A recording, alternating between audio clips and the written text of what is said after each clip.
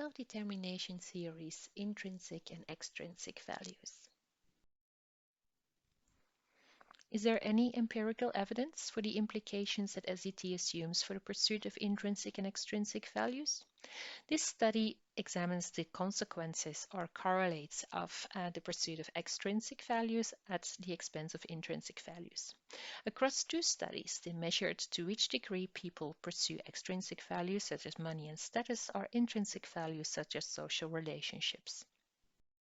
What do the results show? Well, these authors examined the relative importance people attach to extrinsic values over intrinsic values, so the degree to which they value money over friendship or status over self-development. People who do that, employees who value extrinsic values over intrinsic values, they have more difficulty in combining their work life with their responsibilities and friendships at home. They also are more likely to leave the organization and to experience more short-lived satisfaction. People who pursue extrinsic values over intrinsic ones are also more likely to become burnout. They are less engaged and less satisfied with their job. Which of the dependent variables that you see here would not belong in this row? Which would be a little bit particular? Yes, indeed, short-lived satisfaction. The authors really did a very nice job here within this study. They actually measured people's short-lived satisfaction, which was measured with the question, how often does it happen to you that you're very excited and happy, but this feeling easily goes away again? And the fact that extrinsic values relate to this type of satisfaction really explains why people keep on pursuing those extrinsic values despite the negative implications.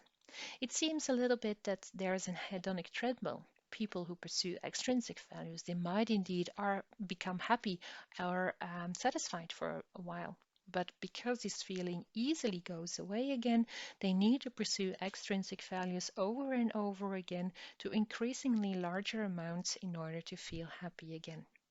So, yes, extrinsic values might lead to short-lived satisfaction, but is unlikely to really contribute to longer-lasting feelings of well-being and happiness, such as engagement and low levels of burnout.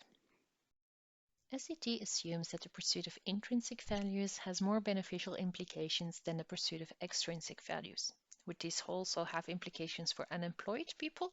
Yes, this study shows it does.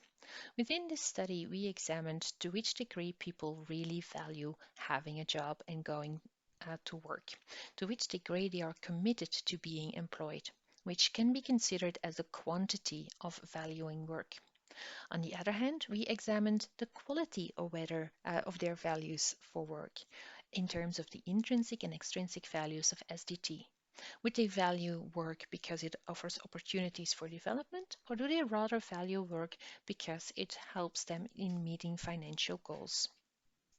Well, we examined the implications of the values for people's flexibility. Unemployed individuals might need to be flexible once in a while, flexible and lower their aspirations and pursue jobs that they initially didn't really consider. Why would that be the case? Well, maybe because their aspirations were too high and they were looking for rainbows and unicorns. And when reality kicks in, they need to become a bit more flexible in what they want from work. On the other hand, the labor market might also include a lot of unemployed who are looking for their ideal job, and hence being a bit flexible might allow you to find employment. There are different types of flexibility, which includes, for example, training flexibility or the flexibility to attend additional training, or being flexible in how much money you want to earn, or being flexible to accept an undemanding job, a boring job, for example, or to be flexible to accept underemployment, which is a job that requires less schooling or less experience than what you have. And here are the results for the different types of flexibility, including training flexibility, pay flexibility, flexibility to accept an undemanding job, and flexibility to accept underemployment. If we look at employment value, we clearly see that the more unemployed people value employment, the more willing they are to accept any job that crosses their path, and the more flexible they want to be.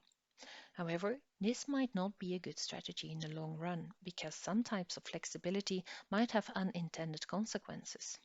For example, while following additional training might be something good, also in the long run, accepting underemployment might not be a good strategy. Because rather than being a stepping stone to high quality underemployment, high quality employment, underemployment seems to be a trap in which you get stuck after a while. So it would be good if unemployed people would be more willing to accept good types of flexibility and maybe not so much focus on types of flexibility that will not be beneficial in the long run. And this is what we see happening when we look at the pursuit of intrinsic values. Unemployed individuals who pursue intrinsic values, they're more than happy to attend additional training to find their ideal job, and they're also somewhat flexible in accepting a lower pay.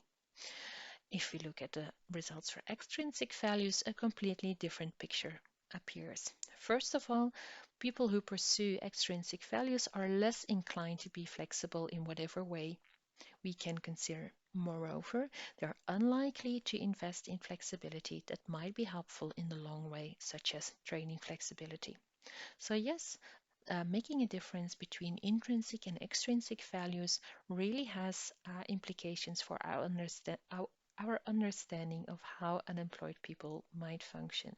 And in line with SET, it is shown that the pursuit of intrinsic values leads to more beneficial results than the pursuit of extrinsic values.